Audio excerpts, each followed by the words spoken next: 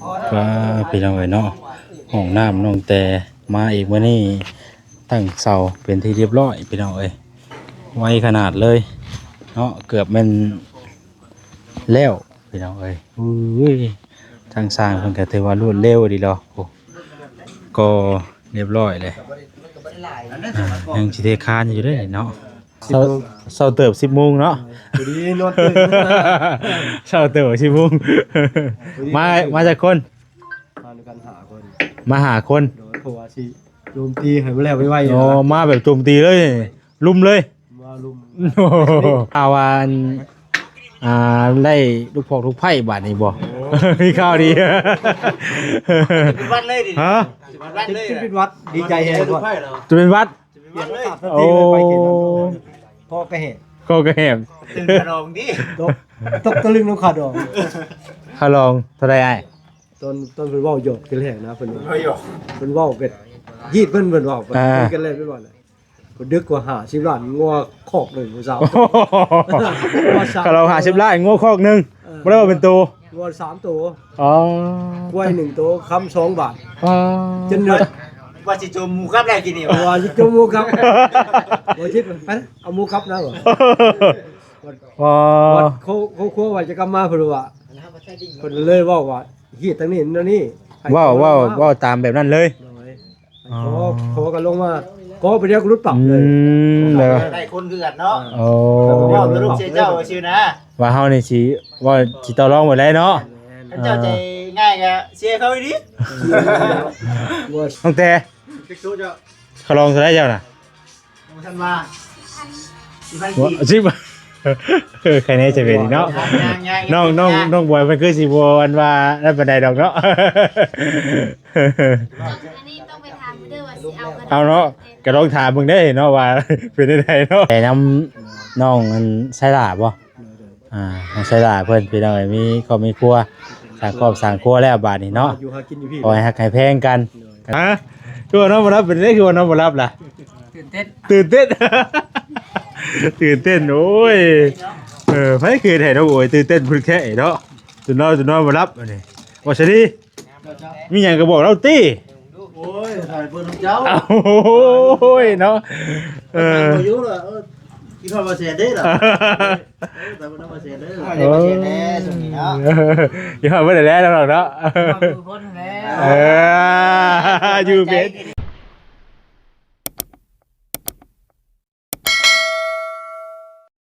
ก็พี่น้องเอ๋ยเนาะห้องน้ำน้องแต่มาอีกมื้อนี้ตั้งเสาเป็นที่เรียบร้อยพี่น้องเอ๋ยไวขนาดเลยเนาะเกือบแม่นแล้วพี่น้องเอ๋ยอุ้ยทางสร้างเพิ่นก็ถือว่ารวดเร็วดีดอกโอ้ก็เรียบร้อยเลย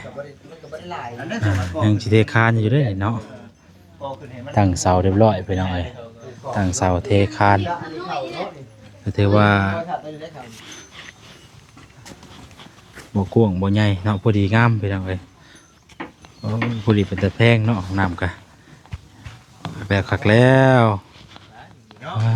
เสียใจได้ข่อย ฮะ เสียใจ เสียใจหยังน่ะ เพื่อเจ้าได้บ่ได้ไปเจ้าจังได้ดี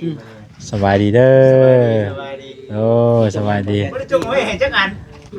ข่อยก็เครียดแล้วข่อยก็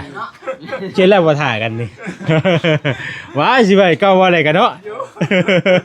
แล้วก็จะกอดจังไดเนาะ พอไปแปะชุด ขอย่านใครว่าใครเอาใครก้อนขอย่านมันบุพานเขาไปก้อนนะอย่ามันแบบคืองูลอยนี่นะ ชื่อคืองูลอยนี่บ่ อย่าซื้อคืองูลอยนี่นะ ว่าสิเมื่อยังคิดฮอดบ่แสน อ้าวสบายดีเนาะทางสายแก้วพี่น้องเอ้ยพ่อกันอยู่พี่มื้อนี้เนาะป้า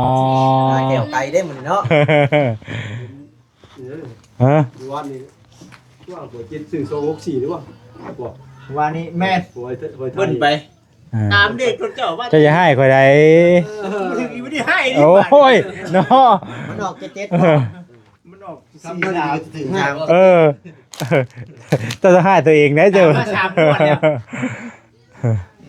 วันนี้มันสิบอกว่าวันนี้พระเจ้าป้าไม่ใช่บอกว่าแจ็ค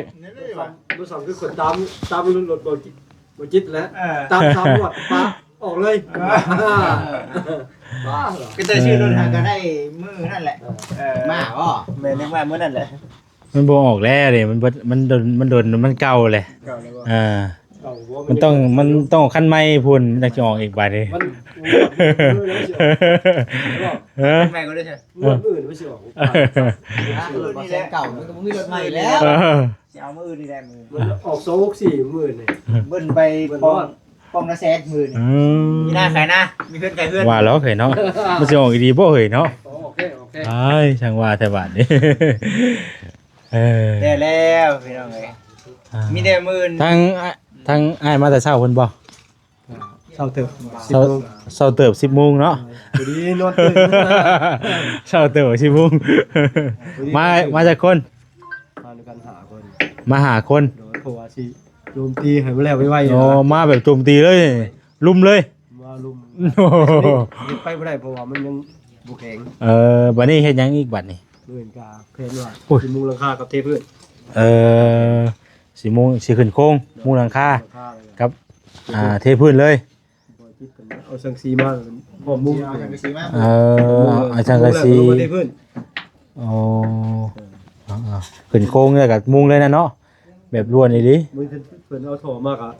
วางโถเลยก็ได้ ทอ โถพี่ลอยเด้ ชี้จัดเจ๋งมาเลยมือน่ะ วางโถแล้วที่พื้น เอาครึ่งหนึงก็ได้เนาะ เพราะว่ามันจะบ่ได้โจะได้ซะ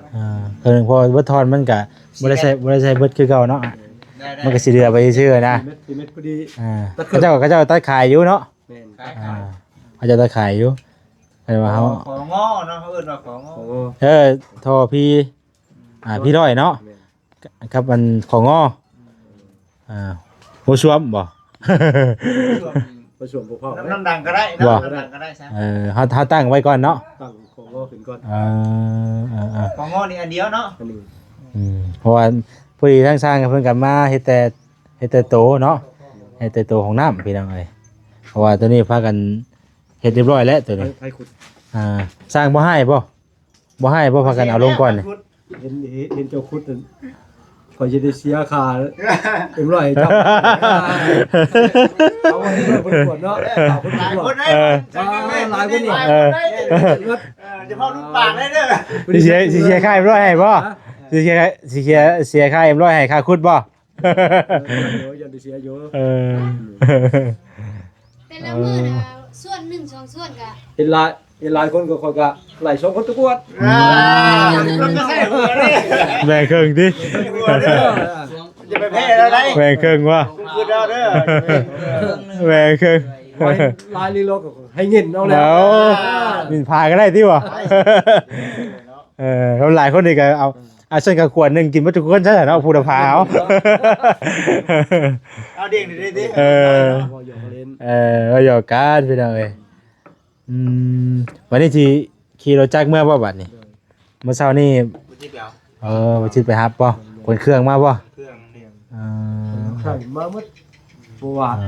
ตู้เสียงคนเอามาว่ายันมีกันแนวฮักในยังเลยพักกันเสื่อมมาเลยอยู่กายละ เครื่องไม้เครื่องมือถือว่าครบเนาะบัดนี้บัดเครื่องฮักได้ใช่บัดนี่ ฮัก ผ่านเบียดแล้ว อันเบียดคือเขาแต่ว่ามีเครื่องเชื่อมมีอยู่ห่างมีไฟเนาะเชื่อมก็มีเป็นเครื่องอุปกรณ์เครื่องมือเพิ่นถือว่าครบไปเลยเนาะทางสร้างเพิ่นก็ เพนมีละ ฮะ เพนมีละหนึ่งไฟเลยกันมีเพนอยู่ เป็นได้ไดก็ เพนใส่ไฟเลยกันมีอยู่ สิใช่แบบใด ตัวว่าแล้วลงเบิ่งมื่นมาสิ ฮะ มีมาเป็นไอ้ไทย ก็คือเป็นได้เรื่องไฟ เราสิปรึกษากับเอ้ยนางบ่ กันยังไม่ทันได้บอก ฉันว่าต้องมาบ่ โอ้ คือไอ้นางมากินอีกบ่ ลมเราทางใหม่แล้วบอกมาคบกันทีแรกลมอยากใส่ไฟเลยเป็นแล้ว มันต้องร่วมกันก่อนเนาะ มาจูบเลยดิ โจมเลย มาให้หลุดเขาลงบ่ได้สิ ต้องเลยเราก็มีคือว่าเรามีลูกสาวอยู่2 คนส่งลูกชายไปล้ม นี่ลูกชาวเราน่ะนี่ลูกชาวนี่ ไปใส่งาน วิกฤตไปดองกันแล้วก็ใส่ไฟแล้วก็ เห็นลองกันเลยบ่เห็นลองกันเลยสิเนาะ ว่าหยอกดูกันไปแล้วพี่น้องเอ้ยก็ถือว่าไหวอยู่มื้อนี้ก็เนาะเพราะว่ามีแต่ยกเช้ามื้อนี้เนาะมาก็ยกเช้าขึ้นแล้วก็อันฐานตัวนี้ไว้ดินนี่พ่อไว้ริมมาเท่านี้เด้มันเท่านี้เป็นเท่านี้มันเตียงบ่ได้ไกลไปทางเฮือนนั่นประตูต้นย่างบ่ก็บ่ได้เข้าไปได้ส่วนฮะบ่ได้เข้าไปบ่ได้ไปรอถ่าน้ำคนตกแห้งอยู่เพิ่นว่าน้ำล้นฟ้าแล้วไปเก็บเอากุ้งเพิ่นว่าก็รอถ่าอยู่บ่ได้ไปตะลุนได้บ่ได้ไปเยี่ยมราชตะลุนได้ผู้เป็นจังไดพุ่นนี่ประตูต้นย่างก็ไปได้เพิ่นว่าท่านปิ่งพายว่ากุ้งบ่มีว่าเพิ่นปิ่งพายก่อนเนาะมานั่นแหละใส่ไปหน่อยมีแต่ติดตามเบิ่งนำกันเนาะว่าสิแล้วมื้อใดก้าวว่าจักมื้อนี่สร้างบ่โดนเนาะเกิน4มื้อบ่หลายคนช่วยกันเพราะว่ามันเครื่องอุปกรณ์เฮาก็ครบไปเลยเนาะมีแต่เฮามาจับขึ้นไปเลยไวพี่น้องคันเฮาเฮ็ดกันหลายคนเครื่องมือพร้อมเครื่องครบมันก็ไวเนาะถ้าว่าเฮาท่านั่นท่านี้มันก็สิใช้เวลาในไปนิดนึงไปช่วงมื้อนึงนี่เป็นจังได๋ซะคือว่าเห็น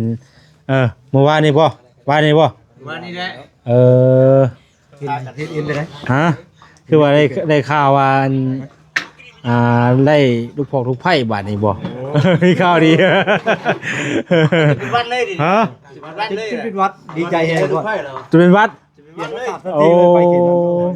พ่อก็เห็นก็เห็นตึงขนมดิตกตะลึงน้ำขาดองขาลองเท่าไรไอ้ตอนเพิ่นเว้าหยอกกันแหละนะเพิ่นเว้าเป็ดฮีดเพิ่นเว้ากันเล่นไปบ่ล่ะก็ดึกกว่า50ล้านงัวคอกนึงบ่ทราบ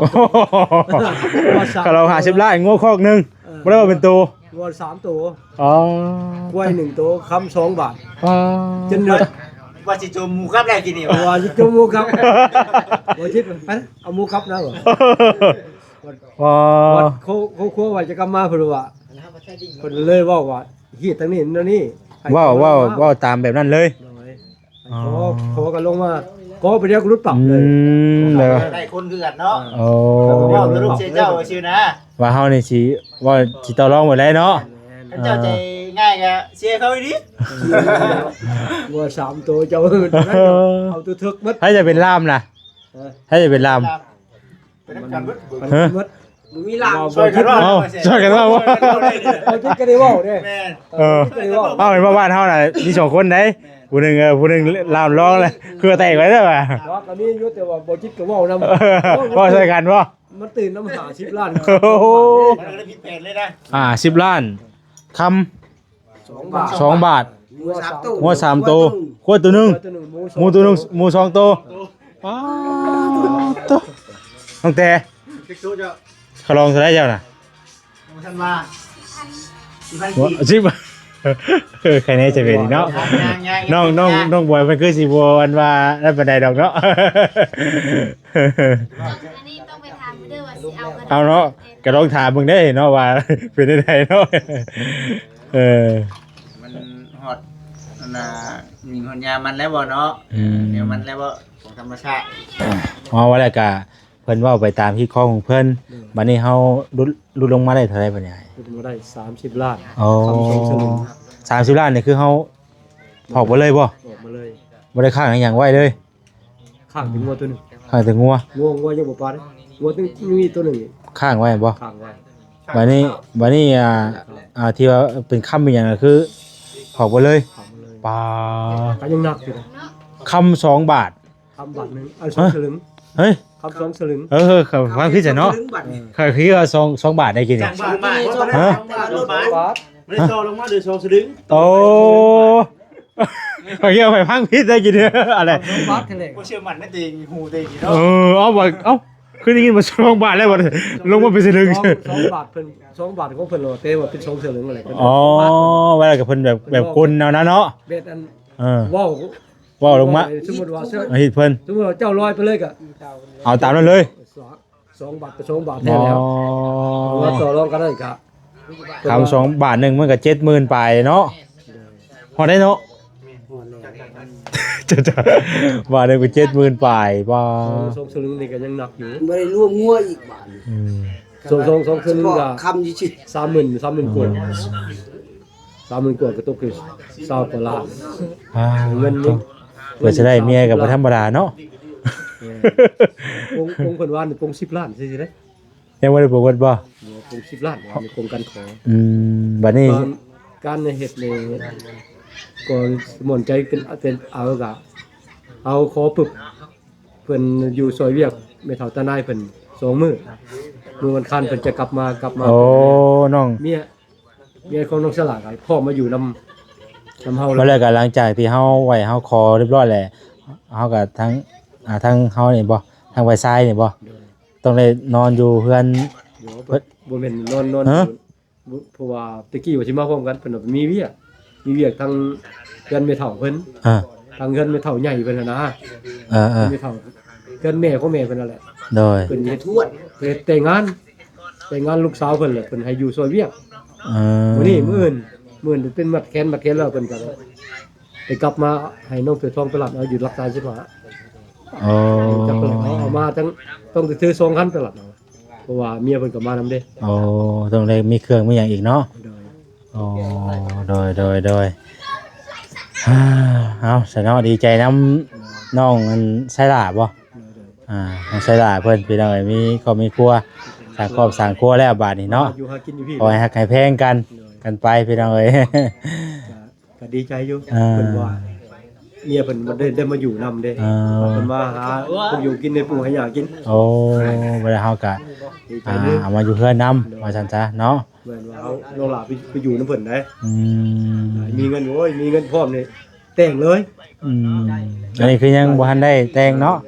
มีแต่ขอซื้อ มีขอไว้แหละเพิ่นหาเงินหาคำได้ก่อน วงเพิ่น10ล้าน ยังเหลือ20ล้านต่อคำ2สลึง โอ้ที่ว่ายังขาดไว้อยู่เนาะที่ว่าเฮายังบ่ทันได้เงินเพิ่นเบิด กล้วยนี่ถ้าบ่มีลีแล้วก็จุงไปแต่เฮือนเลย โอ้โห เตรียมพร้อมเลยเตรียมพร้อมให้เพิ่นอยู่ตัว ตัว นึ อะไร ง ที่ของเพิ่นพี่น้องมันก็ต้องมีเนาะเฮาก็ต้องได้ให้ตามที่ตามของเพิ่นไปพี่น้องที่ของประเพณีเนาะมันก็ต้องได้ตามกันไปเฮ็ดจังได๋ใช่พี่น้องเอ้ยถ้าบ่เฮ็ดก็บ่แล้วอีกแล้วเนาะเนาะบ่แล้วอีกต้องได้ไปตามที่ตามของเพิ่นแต่ละบ้านแต่ละเมืองก็บ่คือกันเนาะแตกต่างกันไปอยู่เด้บางบ้านก็ ยังน้องอันนั้นบ่บัดนี่สุทอง ทองผิดพลาดแล้ว ผิดพลาดแล้วเนาะ สิจักสิมีมาใหม่ มีบาดแผลแล้วก็เลยอยู่ก่อนบาดนี่ อยู่ก่อนปล่อยอ้ายก่อนปล่อยอ้ายเฮ็ดก่อนทำก่อน ผิดพลาดแล้วพี่น้องทางนั้นเนาะจักเดือนแหละเพิ่นน่ะ ไปทอง สุทอง จากอะไรเดือนแล้ว อ๋อหลายเดือนแล้วเนาะ เอากันแค่3เดือนซื่อๆ อืม เพิ่นมันเป็นการบ่ลงรอยกันจากไป บ่เข้าใจกันกะแยกทางกันไปเนาะกะในนั้นแหละพี่น้องเอ้ยเนาะแต่ว่ามันนั่นกะเฮ็ดจังได๋ซะ มีแต่ว่าเบิ่งกันไปก่อนบัดนี้เนาะ เอากันในนั้นเด้ออ้ายเด้อ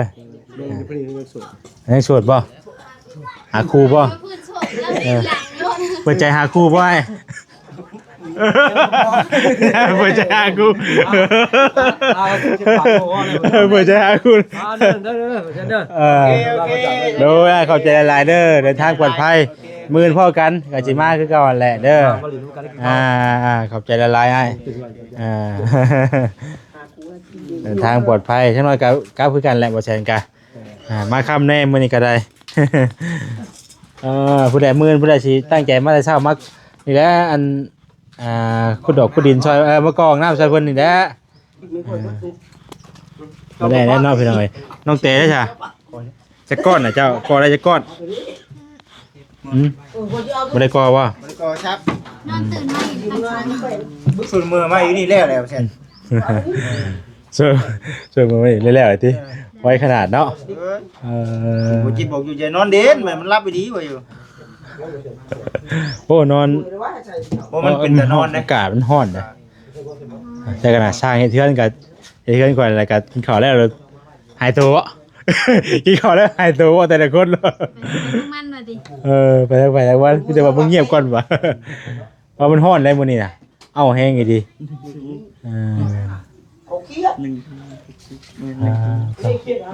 ใช่น้องโอยอยู่บ่ที่เห็นในของในคลิปว่านอนกับบ่รับว่าฉันเนาะ ถามบ่แซน เป็นได้คือว่านอนบ่รับ ยังความลับเสด็จนี่ ผมรับยังกว่าก็เปิดเผยเบิดแหละมันยังก็เห็นเบิดแหละเห็นบ่ยังบ่เห็นบ่ยังมันบ่แม่นบ่ เบิ่งได้แม่นๆน่ะ เอ้ยพูดนะเห็นยังกันล่ะโอ้ขึ้นรอกูเก่าบ่นี่ฮะมาไปอยู่ห่ะขึ้นรอบ่นี่ เราบ่ทำมาแซนดอก ฮะ เราบ่ทำมาแซนดอก เอ้าไหนจะมาประชับบ่น่ะพี่น้องเอ้ยเนาะ ไปใส่ซะ มันได้ใส่ส่งไม้เสื้อไม้ได้พี่น้องก็ได้รอตัดผมมาอีกบ่นี่อ๋อตัดผมมาอีกแฮงรอกูเก่าบาดดิคักแรกพี่น้องเอ้ยน้องโอยก็ได้จะก้อนบอกมื้อนี่ บ่ได้ก่อนะ บ่ได้ก่อบ่ ยังบ่ถึงบ่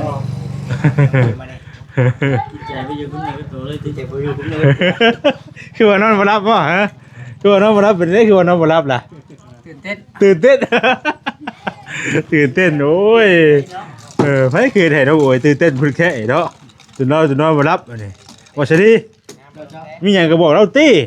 โอ้ยถ่ายเบิ่งเจ้า โอ้ยเนาะบ่อยู่ล่ะกินข้าวบ่แซ่เด้ล่ะแต่บ่นำมาแซ่เด้อ ได้มาแซนแน่ช่วงนี้เนาะ อย่าบ่ได้แล้วเนาะอยู่เว้นบ่ได้เนาะ ใหญ่เด้โดนที่รถเดวเซน เคยเว่าเคยคุยแต่ละคนกันเนาะมาหมดมาซื้อแต่ละมือชุมแถวอยู่เว้ยให้พาไปตัดผมนะบ่าวเวียงคนไม่ได้ขับมาป่ะมื้อนี้ บ่ได้มาได้มื้อนี้บ่เห็นเว้ย เจ้าว่าราคาเจ้าว่าเราไปบ้านเขาจากเนาะ จะว่าเพิ่นไปทางบ้านเพิ่นพ่อกับแม่เนาะ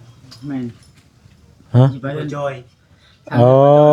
ไปพุ่นบ่ ตอนนั้นมีประเด็น ไปเรียนยังน่ะ จักว่าขันบ่บ่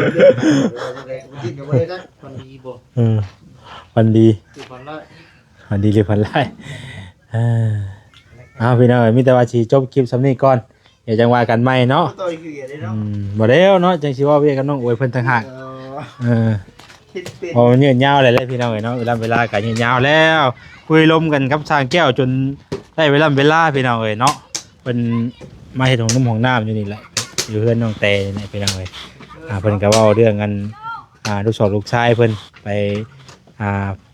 ขอเมียเนาะคารุมคารองก็ถือว่าโอ้จุกไปได้เติบแล้วว่ะ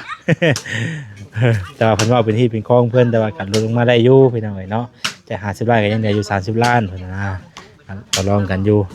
รถแบ่งเบาให้อยู่เพิ่นก็ได้พี่น้องเอาจังได๋ก็ดีมุกดีใจนำทางน้องไสดาเพิ่นมีครอบมีครัวสร้างครอบสร้างครัวเรียบร้อยแล้วก็ให้เพลงกันพี่น้องจังได๋ก็ได้เนาะเอาสำหรับมื้อนี้ลำลาไปก่อนอยู่ดีมีแฮงบ่สุขสุคนเด้อพี่น้องเด้อผิดพลาดประการใดก็ขอโทษขออภัยขอบคุณท่านทุกท่านที่ว่าเข้ามาเบิ่งมาชมเนาะสำหรับมื้อนี้ลำลาไปก่อนแล้วสบายดี